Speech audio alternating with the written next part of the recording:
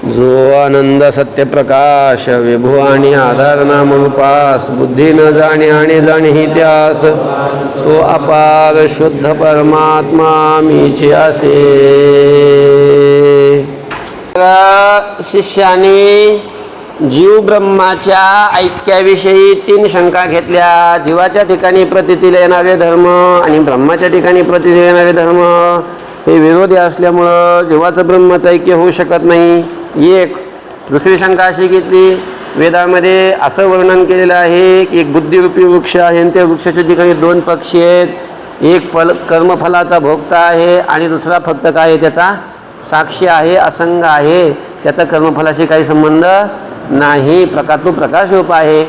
आणि असं जे वर्णन केलेलं आहे तो कर्मफलाचा भोगता म्हणजे जीव आहे आणि कर्मफलाचा फक्त प्रकाशक म्हणजे कोण आहे, ते ब्रह्म आहे, असं वर्णन केलेलं आहे. म्हणजे केवळ असंग असलेला ब्रह्म, प्रकाशरूप असलेला ब्रह्म, असं जे अर्थी वेद सांगतो त्या अर्थी जीवामध्ये आणि ब्रह्मामध्ये वेदाला सुद्धा भेदच अपेक्षित आहे, अभेद अपेक्षित नाही, हे सिद्ध होऊ लागले. मग तुम्ही जे ब्रह्माचं ऐक्य कसं सांगता? आणि दुसरी गोष्ट अजून वेदामध्ये खूप अशा प्रकारे कर्म आणि उपासना सांगितलेली आहे. कर्म उपासना सांगितली म्हटलं की कर्म उपासना भेदात असते, अभेदामध्ये नसते. जर त्या दोघांचा अभेद, जीवाचा आणि ब्रह्माचा जर अभेद केला तर उपासना करणाऱ्याला उपासक म्हणतात, ज्याची उपासना केली जाते त्याला उपास्य म्हणतात. मग उपास्य आणि उपासकच भाव राहणार नाही. जर उपासकामध्ये उपास्याचा अंतर्भाव केला तर उपास्य स्वरूप नष्ट होईल आणि जर उपास्यमध्ये उपासकाचा अंतर्भाव केला तर उपासक नष्ट होईल. कसंही करा, कोणाचा कशातही अभेद करा, एकाचं स्वरूप नष्ट होणार आहे आणि एकाचं स्वरूप नष्ट झालं की मग उपासनाच घडणार नाही. उपासना घडण्याकरता काय लागत असतो? भेद लागत असतो, द्वैत लागत असतं. त्यामुळं जीवाचं आणि ब्रह्माचं ऐक्य होणं शक्य नाही. वेदाच्या कर्म उपासना, वेद म्हणजे कर्म उपासना प्रतिपादक असे जे वाक्य, त्या वाक्यावरून सुद्धा जीव ब्रह्माचा काय होतो? भेदच सिद्ध होतो, अभेद सिद्ध होत नाही. अशा 3 शंका केल्या आणि 3 शंका करून सांगितलं की गुरु महाराज ह्या 3 शंकाही उपस्थित होत असल्यामुळं मला जीव ब्रह्माच्या अभेदाचा निश्चय होत नाही, हे की नाही. मग असं असताना सुद्धा तुम्ही जीव ब्रह्माचा अभेद आहे असं तुम्ही सांगता, हे कसं काय?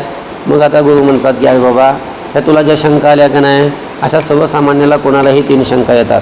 लक्षामध्ये हे वरून ह्या जरी संयुक्तिक आणि सप्रमाण वाटल्या तरी जर बारीक विचार केला, सूक्ष्म विचार केला तर ह्या तू केलेल्या शंका ज्या अनेक लोकांना जशा शंका निर्माण होतात, ह्या वरून जरी सप्रमाण वाटल्या आणि संयुक्तिक वाटल्या तरीसुद्धा ह्या सप्रमाण नाहीत. लक्षामध्ये ह्या चुकीच्याच शंका आहेत. कारण ह्या शंका ज्या निर्माण होतात म्हणजे ईश्वराचा आणि ब्रह्माचा भेद लोकांच्या लक्षात न आल्यामुळे शंका निर्माण होतात. आणि जीवाचा, ईश्वराचा, ब्रह्माचा भेद जर लक्षात आला तर मग तू शंका करत असताना वेदाच्या वाक्यामध्ये कसा चुकलास, हे की नाही. वेदाचा अर्थ करत असताना तुझ्याकडून कशी चूक झाली हे तुझ्या लक्षात येईल आणि हल्ली लोकंसुद्धा कशी चुकतात हे तुझ्या लक्षात येईल. पण हे करण्यासाठी तुला म्हणजे आपल्याला निर्माण झालेल्या या शंका ह्या कशा चुकीच्या आहेत हे कळून येण्यासाठी तुला अगोदर चैतन्याचे 4 भेद समजले पाहिजेत. चैतन्याचे 4 भेद आहेत. एक आहे कुटस्थ चैतन्य, दुसरा आहे जीव चैतन्य, दुसरा आहे ईश्वर चैतन्य आणि चौथा आहे ब्रह्मचैतन्य. असे चैतन्याचे 4 प्रकार आहेत. कुटस्थ चैतन्य, जीव चैतन्य, ईश्वर चैतन्य आणि ब्रह्मचैतन्य. हे 4 प्रकारचे चैतन्य समजले पाहिजे. मग तुला 4 चैतन्याचा भेद लक्षात आला. ईश्वर आणि ब्रह्मचैतन्य हे कसं भिन्न भिन्न आहे लक्षात आलं म्हणजे आपण केलेल्या शंकेमध्ये कशी चूक होती हे तुझ्या लक्षात येईल. पण तुला अगोदर हे 4 चैतन्य भिन्न भिन्न आहेत यांच्यातला विभाग तुझ्या लक्षात आला पाहिजे. आणि मग हे लक्षात येण्यासाठी, चैतन्याचे 4 भेद लक्षात येण्यासाठी तुला मी आकाशाचे 4 भेद सांगतो अशा प्रकारचं म्हटलं. मग आकाशाचे 4 भेद सांगतो असं म्हणून पुन्हा आकाशाचे 4 भेद सांगितले. घटाकाश, जलाकाश, मेघाकाश आणि महाकाश. घटाकाश म्हणजे घटामध्ये जी पोकळी असते त्याला, पोकळी म्हणजे आकाश. घटामध्ये जे आकाश असतं त्याला घटाकाश म्हणतात. घटात पाणी भरलं आणि त्या पाण्यामध्ये आकाशाचं प्रतिबिंब पडलं, नक्षत्रादी कसं आकाशाचं प्रतिबिंब पडलं की त्याला म्हणतात जलाकाश. महाकाशामध्ये, मोठ्या आकाशामध्ये वरती तिथं काय असतात, मेघ असतात. ते मेघामध्ये जल असतं आणि त्या जलामध्ये आकाशाचं काय पडतं, प्रतिबिंब पडतं. मग त्या तिघाला मिळून महाकाश म्हणजे त्या मेघाला आधारभूत असलेलं आकाश, मेघस्थित जल आणि त्या जलामध्ये आकाशाचं प्रतिबिंब, ह्या तिघांना मिळून काय म्हटलं जातं, मेघाकाश म्हटलं जातं. आणि सर्वव्यापक असणारं जे आकाश त्याला काय म्हटलं जातं, महाकाश अशा प्रकारचं म्हटलं जातं. असे आकाशाचे हे 4 प्रकार आहेत. आणि आकाशाचे जसे 4 प्रकार आहेत तसेच चैतन्याचे 4 प्रकार आहेत. कुटस्थ चैतन्य, जीव चैतन्य, ईश्वर चैतन्य आणि ब्रह्मचैतन्य. अलग लक्षामध्ये म्हणजे कुटस्थ चैतन्य समजण्यासाठी घटाकाश समजून घ्यावं लागतं, जीव चैतन्य समजण्यासाठी जलाकाश समजून घ्यावं लागतं, मेघाकाश म्हणजे आपलं काय ईश्वर चैतन्य समजून घेण्यासाठी मेघाकाश समजून घ्यावं लागतं, मेघाकाशाचा दृष्टांत समजून घ्यावा लागतो.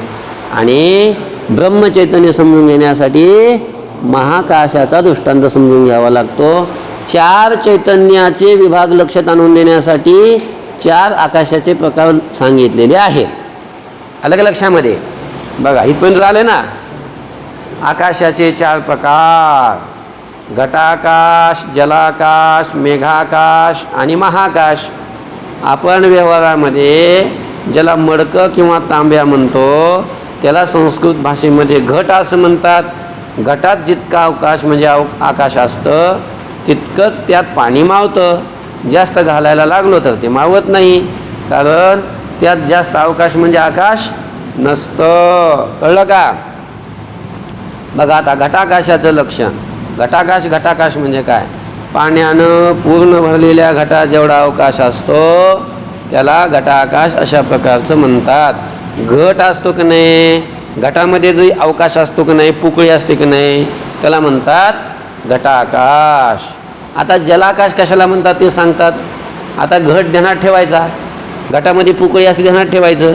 त्या पोकळीत पाणी भरलं, पाणी कशात भरायचं, पोकळीच नसती, सगळा घट समजा असं मधून पोकळी न ठेवता सगळा भरीव मातीचा केला असता, मध्ये पाणी वाचायला लागलं, वर जाईन का पाणी मध्ये, पोकळी म्हणून पाणी बसलं ना मध्ये. म्हणजे आत घटाच्या काय असते, पोकळी, त्यालाच आकाश म्हणतात, त्याला घटाकाश म्हणतात. आणि तिथं आपण पाणी भरलं, घटाकाशात पाणी भरलं आणि मग त्या पाण्यामध्ये नक्षत्रासह आकाशाचं प्रतिबिंब पडतं म्हणजे घटाकाश. घटाकाशाच्या आश्रयावर असलेलं जल आणि त्या जलामध्ये आकाशादिकाचं प्रतिबिंब, मग याला म्हणतात. या तिघाला मिळून म्हणजे घटाकाश 1, त्याच्यात स्थित जल 2 आणि त्या जलामध्ये आकाशाचं प्रतिबिंब 3, या तिघांना मिळून काय म्हटलं जातं, जलाकाश. कळलं का? या तिघाला काय म्हटलं जातं, जलाकाश. कोण तिघं, एक घटाकाश, दुसरं त्या घटाकाशामध्ये जल, त्या जलामध्ये जलामध्ये आकाशादिकाचं प्रतिबिंब, असे हे 3 मिळून काय होतो, जलाकाश. बघा, घटाकाशाच्या आश्रयावर असलेलं जल आणि त्या जलामध्ये नक्षत्रादी सहित आकाशाचं प्रतिबिंब, या तिघांना मिळून जलाकाश म्हणतात. कळलं का? आता याविषयी अशी कोणी शंका करतात की घटातील जलात आकाशाचं प्रतिबिंब होत नाही, फक्त रूपवान नक्षत्रादिकाचंच प्रतिबिंब होतं, आकाश रूपरहित आहे म्हणून त्याचं प्रतिबिंब होणं शक्य नाही. आता कोणी लोक शंका करतात बघा, का हो आकाशाचं कुठे प्रतिबिंब होत असते का, आकाशाला तर रूपच नाही, प्रतिबिंब जे होत असतं ते रूपवान पदार्थाचं होत असतं. कोणाचं होत असतं, रूपवान पदार्थाचं. मला समजा आता वारं व्हायला लागलं, समोर आरसा लावलेला आहे, आपण त्या आरशाच्या समोर जाऊन उभा राहिलो, मग आपलं तोंड थोबाड त्या आरशात दिसतं का नाही, नाही दिसत. आपलं तोंड, आपला चेहरा, आपलं मुख त्या आरशात दिसतं की नाही, आरशात मुख दिसतं. का दिसतं, आपलं हे तोंड रूपवान आहे. कसं आहे, रूपवान आहे.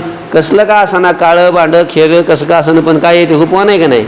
आणि रूपवान असल्यामुळं त्या आरशामध्ये तोंडाचं काय होतं, प्रतिबिंब दिसतं, म्हणजे प्रतिबिंब पडतं. कुठं, आरशामध्ये पडतं. आलं लक्षामध्ये. पण तिथून जवळून वारा व्हायला लागला, वारा वाहत असताना त्या आरशात दिसतो का वारा, का नाही दिसत? त्या वाऱ्याला काय नाही, रूप नाही. म्हणजे रूप नसल्यामुळं त्याचा आरशामध्ये प्रतिबिंब होत नाही, अशी काही लोक शंका घेतात. म्हणजे प्रतिबिंब जे होत असतं ते कोणाचं? रूपवान पदार्थाचं होत असतं, रूपरहित पदार्थाचं प्रतिबिंब पडत नाही. आणि तुम्ही लागले सांगायला की त्या पाण्यात आकाशाचं प्रतिबिंब आहे. आकाशाचं कसं काय प्रतिबिंब पडल? आकाशातल्या चांदण्या पडतील वा त्याच्यात, म्हणजे त्याचं प्रतिबिंब पडल. काय? आकाशामध्ये असणारे नक्षत्राधिक जे आहेत दिसतात आपल्याला, चांदण्या वगैरे, चंद्र, सूर्य वगैरे जे काय असतात आकाशामध्ये, त्याचं प्रतिबिंब कुठं पडतं? पाण्यात पडतं. का? कारण ते नक्षत्र रूपवान आहेत. पण आकाशाला कुठं रूप आहे का? मग आकाशाला जर रूपच नाही आणि रूपवान पदार्थाचं जर प्रतिबिंब पडत असतं आणि आरशाला जर रूप नाही, तर मग आरशालाच म्हणतो आपलं काय, आकाशाला जर रूपच नाही, तर रूपरहित आकाशाचं त्या जलामध्ये, त्या पाण्यामध्ये गाडग्यातल्या प्रतिबिंब पडन का? पडणारच नाही. आणि तुम्ही कसं काय म्हणता की त्या पाण्यामध्ये आकाशाचं प्रतिबिंब आहे? नक्षत्राचं प्रतिबिंब असेल वा, आकाशाचं प्रतिबिंब कसं काय असेल काय? असू शकतं का? असू शकत नाही. अशी काय केली जाते? शंका केली जाते. पण त्याचं उत्तर असं आहे की आकाशाचं तुमचं हे म्हणणं बरोबर नाही. का? आकाशाचं सुद्धा प्रतिबिंब पडतं. आकाशाचं सुद्धा काय होत असतं? प्रतिबिंब पडतं. निरूप असणाऱ्या पदार्थाचं सुद्धा प्रतिबिंब पडतं. कसं पडतं ते बघा. आता आकाश बघा, कारण घटातील जलात जर आकाशाचं प्रतिबिंब नसेल, तर गुडघ्या इतक्या थोड्या उदकामध्ये जी विस्तीर्णता आणि गंभीरता प्रतीत होती ती कुठली? त्या प्रतीतीवरून विस्तीर्ण व गंभीर आकाशाचं प्रतिबिंब होतं. आता बघा, गुडघ्या इतकंच पाणी असतं. किती असतं पाणी? गुडघ्या इतकंच पाणी असतं. आणि म्हणजे गाडग्यात नाही, समजा असं डबकं बिबका असं असलेलं पाणी जमिनीत खड्ड्यात, आणि खड्ड्यात पाणी किती आहे? गुडघे इतकंच. आणि आपण जर काठावर जाऊन उभा राहिलो आणि बघितलं पाण्यात, तर मग आपल्याला किती खोल दिसतंय. म्हणजे खाली तळ नाही दिसत, पण त्या पाण्यात जर बघितलं तर वरचं नक्षत्र, चांदण्या वगैरे त्याचं प्रतिबिंब दिसतंय. ते मेघ पण दिसतात, ढग पण दिसतात. एवढं खोल दिसतंय, एवढं विस्तीर्ण आकाश त्याच्यात दिसतंय. मग आता जर आकाशाचं प्रतिबिंब जर पडलं नसतं, तर मग त्या गुडघ्या इतक्या पाण्यामध्ये एवढं विस्तीर्ण अशा प्रकारचं जे दिसतंय, जी खोली दिसती, जी गंभीरता दिसती, ती दिसली असती का? दिसली नसती. ज्या ती गंभीरता, ती खोली आहे की नाही, आणि एवढं सगळे नक्षत्र दिसतात, त्या अर्थी आकाशाचं प्रतिबिंबसुद्धा काय होते? त्या पाण्यामध्ये पडतं, दिसतं, असंच म्हणावं लागतं.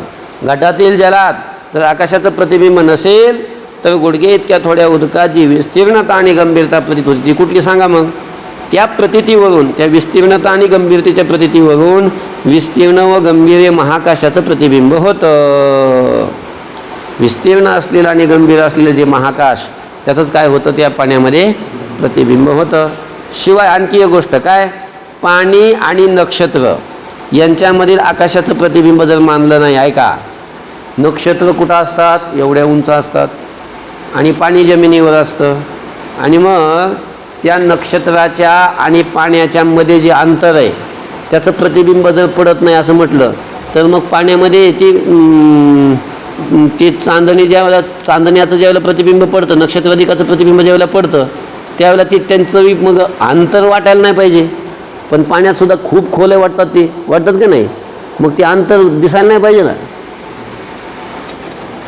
बघा, शिवाय पाणी आणि नक्षत्र यांच्यामधील आकाशाचं प्रतिबिंब मानलं नाही, तर नक्षत्राधिकांचं तरी प्रतिबिंब जलात खोल कसं दिसतं का? दिसेल का? दिसणार नाही.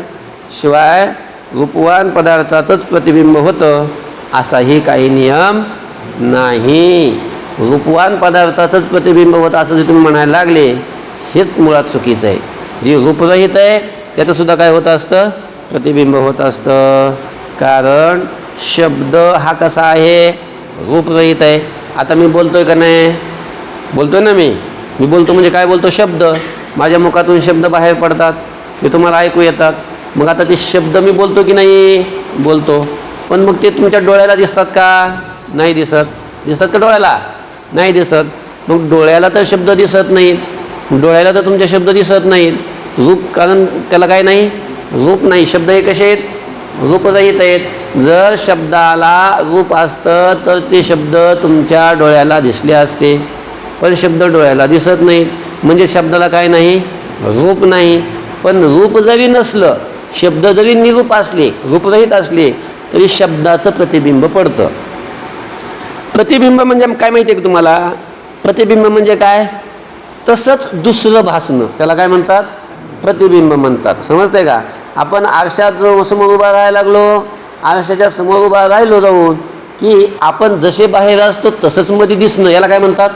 प्रतिबिंब म्हणतात. बरोबर आहे की नाही? तसं एक शब्द उच्चारला की त्या शब्दासारखा दुसरा शब्द निर्माण झाला की त्याला काय म्हणायचं? प्रतिबिंब. आणि आपण एखाद्या असं दरीत गेलो, एखाद्या डोंगराच्या कपारीत गेलो, किंवा एखाद्या मोठ्या अशा प्रकारच्या मंगल कार्यालयासारख्या मोठ्या हॉलमध्ये गेलो आणि मोठ्यानं आपण आवाज दिला एखाद्याला, मग एखादा शब्द आपण जर मोठ्याने उच्चारला की मग थोड्या वेळाने तिकडून तशाच आपण उच्चारलेल्या शब्दाचा ध्वनी येतो. येतो की नाही? सा आपण असं म्हटलो की मग हा आवाज तिकडं जाऊन त्या भिंतीवर जाऊन आदळतो आणि तिकडून परत आवाज येतो सा. ऐकलं तुम्ही कधी असं?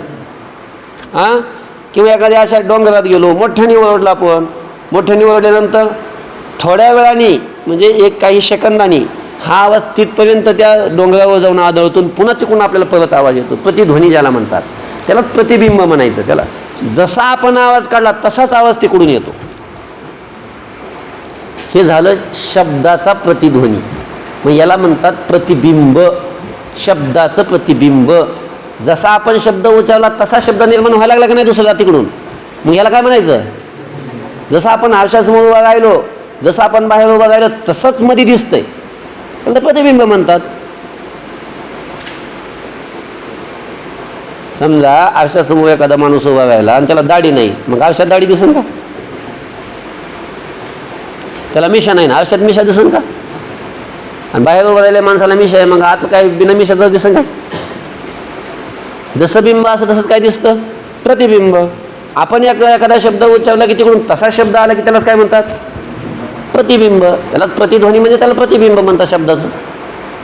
आणि ते शब्दाचं प्रतिबिंब जे होऊ लागलं ते निरूप शब्दाचं का रूपवान शब्दाचं? निरूप शब्दाचं. मग तुम्ही काय म्हणता की रूपरहिताला प्रतिबिंब नसतंय? तुम्ही जे म्हणता की रूपरहिताला प्रतिबिंब नसतं, रूपरहिताचं प्रतिबिंब होत नाही, हेच मुळात चुकीचं. रूपरहित जी वस्तू असते तिचं सुद्धा काय होत असतं? प्रतिबिंब होतं. म्हणून आकाश जरी निरूप असलं तरी त्या आकाशाचं काय होतं? प्रतिबिंब होतं. कुठं? त्या गाडग्यात, ते पाण्यात, जलात. समजते का? बघा, पाणी आणि नक्षत्र यांच्यामधील आकाशाचं प्रतिबिंब मानलं नाही तर नक्षत्राधिकांचं तरी प्रतिबिंब जलात खोल कसं दिसल? शिवाय रूपवान पदार्थाचंच प्रतिबिंब होतं असाही नियम नाही. कारण शब्द हा रूपरहित असताना त्याचं रूपरहित आकाशाच्या ठिकाणी प्रतिध्वनीरूप प्रतिबिंब होतं. हे प्रत्यक्ष आहे. आणि एकंदरीत घटाकाश, त्याच्या आश्रयावर असणारं जल आणि जलामध्ये आकाशाचं प्रतिबिंब, या तिघाचं नाव काय आहे? जलाकाश आहे. जलाकाशाची व्याख्या पाठ करायची. काय काय? एक घटाकाश, घटाकाशाच्या आश्रयावर असलेलं दुसरं जल, आणि त्या जलामध्ये आकाशाचं काय? प्रतिबिंब. या तिघांचं नाव काय आहे? जलाकाश. हे तिघं मिळून जलाकाश. आता मेघ आकाश. मेघ आकाशात असतात, त्या मेघाला आश्रयभूत आकाश एक घ्या. त्या आकाशाच्या आधारावर आश्रयावर असलेले मेघस्थित जल दोन घ्या. किती झाले? दोन. आणि त्या जलामध्ये आकाशाचं प्रतिबिंब किती झाले? तीन. असं या तिघाला मिळून म्हणायचं मेघ आकाश. जसं तिघाला मिळून जलाकाश तसंच तिघाला मिळून काय म्हणायचं? मेघ. पण मेघाकाशामध्ये जलाकाशामध्ये तिघं कोण कोण आहेत? एक घटाकाश, घटाकाशाच्या आश्रयावर असलेलं जल आणि त्या जलामध्ये आकाशाचं प्रतिबिंब किती झाले? हे तिघं मिळून जलाकाश. तसंच तिघं मिळून मेघाकाश. मेघाला आश्रयभूत आकाश एक, मेघ त्या आकाशाच्या आश्रयावर असलेले मेघ आणि त्या मेघामध्ये स्थित असलेलं जल दोन, आणि त्या जलामध्ये आकाशाचं प्रतिबिंब किती? तीन. या तिघांना मिळून काय म्हणायचं? मेघाकाश. बघा, जसं तीन पदार्थ जलाकाशात सांगितले त्याचप्रमाणे तीन पदार्थ मेघाकाशातही आहेत. सर्व मेघाला आश्रयभूत आकाश एक, त्या आश्रयावर मेघस्थित जल दोन, आणि त्या मेघस्थित जलामध्ये असणारं आकाशाचं प्रतिबिंब हे तीन मिळून काय आहे? मेघाकाश. कळलं का? मेघात पाणी आणि त्यात आकाशाचं प्रतिबिंब असल्याचं प्रत्यक्ष नाही हे खरं आहे. अहो म्हणले तुम्ही सांगताय की मेघात पाणी आहे, त्या पाण्यात आकाशाचं प्रतिबिंब. तुम्ही बघितलं का जाऊन तिथं? गेले का तिथं? मेघात जल आहे आणि त्या जलात आकाशाचं प्रतिबिंब बघायला दिसलं तुम्हाला प्रतिबिंब? कधी नाही. मग कसं काय म्हणायला लागले त्या जलामध्ये आकाशाचं प्रतिबिंब आहे? अरे त्याला काय बघावं थोडं लागतं जाऊन. तिथं पाणी आहे ना, मग पाणी आहे तर मग पाण्यात आकाशाचं काय होणार आहे? प्रतिबिंब होणारच आहे. अनुमानाने कळतंय ना. जर गाडग्यात पाणी भरलं तर त्या पाण्यात आकाशाचं काय होतंय? प्रतिबिंब होतंय. कारण पाणी जिथं असेल तिथं काय होणार आहे? प्रतिबिंब होणारच आहे. मग तिथं जर पाणी आहे मेघात, मग पाणी कशा होणार? पाणी जर बघितलं जाऊन तुम्ही, अरे ज्या ते मेघातून पाऊस पडतंय खाली तेव्हा तिथं पाणी आहेच ना. आणि पाणी तिथं म्हणजे पाण्यामध्ये काय होणार आहे? आकाशाचं प्रतिबिंब होणारच आहे. म्हणजे आकाशाचं प्रतिबिंब आहेच तिथं. मेघात पाणी आणि त्यात मेघाकाशाचं प्रतिबिंब असल्याचं प्रत्यक्ष नाही आहे. मेघात पाणी असतं हे पण प्रत्यक्ष नाही, आणि त्या पाण्यात आकाशाचं काय प्रतिबिंब हे पण काय नाही, प्रत्यक्ष नाही. हे जरी खरं असलं पण मेघापासून जलाचा वर्षाव होतो, त्यावरून अनुमानानं मेघातील उदकाचं काय होतं? ज्ञान होतं. आणि जिथं उदक आहे तिथं आकाशाचं प्रतिबिंब असतंच असा नियम आहे. यावरून मेघात जल व त्यात आकाशाचं प्रतिबिंब हे काय झालं? सिद्ध झालं किंवा सिद्ध आहे. कळलं? किती आकाश झाले? तीन. आता महाकाश म्हणजे काय ते सांगतात. महाकाशाचं लक्षण सर्व पदार्थाच्या आत बाहेर एक रूपानं व्यापक जे आकाश, त्याला विद्वान लोक काय म्हणतात? महाकाश अशा प्रकारचं म्हणतात. बघा आता ऐका, सगळे पदार्थ लहान छोटे मोठे सगळ्या पदार्थाच्या आतून बाहेरून असं व्यापून असलेलं जे आकाश आहे त्याला काय म्हणतात? महाकाश म्हणतात. अलग लक्षामध्ये बघा, जसं आता एखादं लाकूड आहे, लाकडाच्या बाहेरही सगळीकडे आकाश आहे, लाकडाच्या आत सुद्धा आकाश आहे. पण लाकडाच्या आत कसं काय आकाश आहे? लाकडाच्या आत जर आकाश नसतं तर आपण लाकडात खिळा ठोकल्यानंतर मध्ये ठोकलाच गेला नसता. ज्या आरतीमध्ये खिळा घुसतोय त्या आरतीमध्ये जागा पोकळी म्हणून घुसायला लागला का नाही? आणि जर मध्ये पोकळीच नसेल तर खिळा घुसन का? घुसणार नाही. ज्या आरतीमध्ये घुसायला लागलाय खिळा म्हणजे मध्ये काय आहे? पोकळी. पोकळी म्हणजे काय? आकाश. एवढंच नाही, म्हणजे फक्त लाकडातच आकाश आहे असं नाही, भितळात सुद्धा आहे. कारण भितळात आपण खिळा ठोकतो का नाही? ज्या ती खेळामध्ये घुसायला लागला म्हणजे मध्ये काय आहे? पोकळी आहे, म्हणजे आकाश आहेच. एवढंच नाही, लोखंड असतं की नाही, लोखंडाचा गज असतो की नाही, त्याच्यात सुद्धा आकाश आहे. म्हणजे कसं काय? त्याच्यात काय खेळा घुसतंय काय?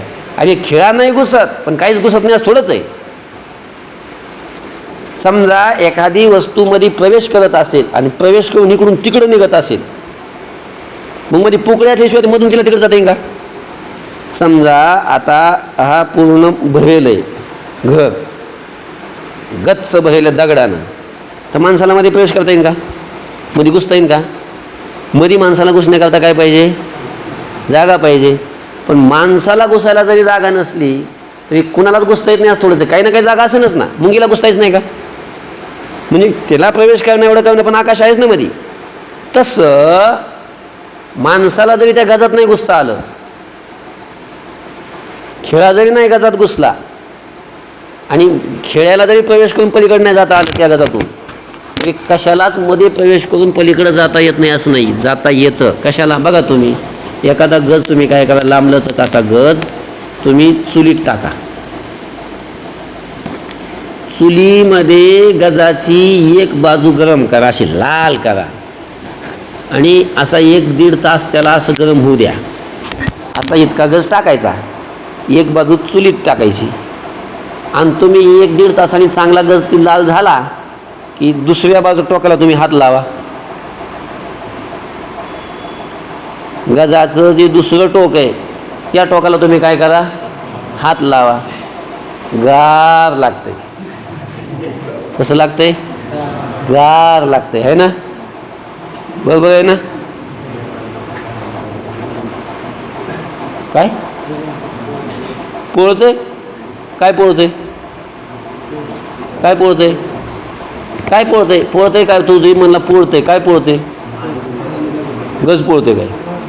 गज पोळत असते काय? ती गज आहे बघा, गज हात गज पोळत असते काय? गज मी पोळती काय? काय पोळतंय? अग्नी पोळतंय. काय पोळतंय? अग्नी कुठे आहे? कुठे? हा, त्या गजातून अग्नी तसा चुलीत आहे, पण चुलीतला अग्नी गजात आला आणि तिकडच्या टोकातून इकडच्या टोकापर्यंत आला, म्हणून तिथं हात लावला तरी गज काय होते? पोळतंय. म्हणजे अग्नी म्हणजे उष्णता तिथपर्यंत आली का नाही? ती कशाच्या द्वारा आली? कशाच्या गजातून आली का नाही? गजामध्ये प्रवेश करून आली का नाही? मध्ये जर प्रवेश केला तर जागा नसता तर ती आली असती का? आली नसती. म्हणजे उष्णता येते त्या कडापासून या कडापर्यंत येते, म्हणजे त्या उष्णतेला त्या गजातून यायला मधून यायला काय आहे? अवकाश आहे, म्हणून ती आली इथपर्यंत. गजामध्ये सुद्धा अवकाश असतो, पोकळी असते. म्हणजेच काय? म्हणजे याचा अर्थ कोणतीही वस्तू असो त्या वस्तूच्या आतून बाहेरून आकाश व्यापून आहे. तार असते का नाही? तिकडं जोडली की इकडं फॅन लागतो का नाही? तिकडं जोडली की इकडं लाईट लागते का नाही? कसं काय? मग ती वीज तिकडे इकडं कसं काय आली? त्या तारेतून आली. कुठून आली? म्हणजे तिला तारेतून येता येतं, म्हणजे तारेतून तिला प्रवाह करायला तिला अवकाश आहे का नाही? आहे. म्हणजेच आकाश सगळ्या पदार्थाच्या आतून बाहेरून व्यापक आहे, आणि असं आतून बाहेरून व्यापक असणाऱ्या आकाशाला महाकाश म्हणतात. त्याला काय म्हणतात? महाकाश. म्हणजे आत पदार्थाच्या आतच आहे असं नाही, बाहेर पण आहे. बाहेर आत सगळीकडे असं गच्च व्यापून असलेलं जे आकाश त्याला काय म्हणतात? महाकाश म्हणतात. बघा, लाकडात खिळा ठोकला तर तो आत जातो, तो लाकडात अवकाश असतो म्हणून जातो. लोखंडाची मोठी पहार एका बाजूला तापविली तर दुसऱ्या बाजूला अग्नीची उष्णता येते, ती पहारेच्या आतील अवकाशाच्या वाटेनं येते. व्यापकत्वाबद्दल आकाशाचा दृष्टांत फारच उत्तम आहे. ही आकाशाची लक्षणं नीट लक्षात ठेवल्यास चैतन्याचे 4 प्रकार लक्षात येतील. हे आकाशाचे 4 प्रकार नीट लक्षात ठेवायचे: घटाकाश, जलाकाश, मेघाकाश आणि महाकाश. घटामध्ये जी पोकळी असते तिला घटाकाश म्हणा. घटाकाश आणि घटाकाशाच्या आश्रयावर असलेलं जल आणि त्या जलामध्ये आकाशाचं प्रतिबिंब या तिघांना मिळून जलाकाश म्हणा. मेघाला आश्रयभूत असलेलं आकाश एक, मेघस्थित जल, त्या जलात आकाशाचं प्रतिबिंब, असं या तिघांना मिळून तुम्ही काय म्हणा? मेघाकाश म्हणा. कळतंय का? मेघाला आश्रयभूत असलेलं आकाश एक, त्या आकाशाच्या आश्रयावर असलेले मेघस्थित जल दोन, आणि त्या मेघस्थित जलामध्ये आकाशाचं प्रतिबिंब, या तिघांना मिळून काय म्हणायचं? जलाकाश. त्याला जलाकाश म्हणा. आणि सर्व पदार्थाच्या आतून बाहेरून व्यापक असलेल्या आकाशाला काय म्हणा? महाकाश म्हणा. अशा प्रकारचे हे आकाशाचे 4 प्रकार सांगितले, आणि हे आकाशाचे 4 प्रकार चांगले लक्षात राहिले की मग चैतन्याचे 4 प्रकार लक्षात येतात. कोणते 4 प्रकारचे चैतन्य? एक आहे कुटस्थ चैतन्य, दुसरं आहे जीव चैतन्य, तिसरं आहे ईश्वर चैतन्य, आणि चौथं आहे ब्रह्मचैतन्य. आता ह्या चैतन्याचे 4 प्रकार सांगू का लगेच?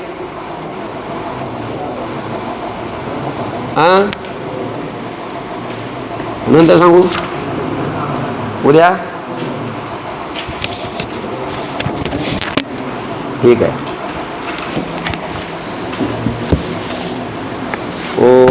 शांती शांती शांती. पुंडलिक वरद हरी विठ्ठल श्री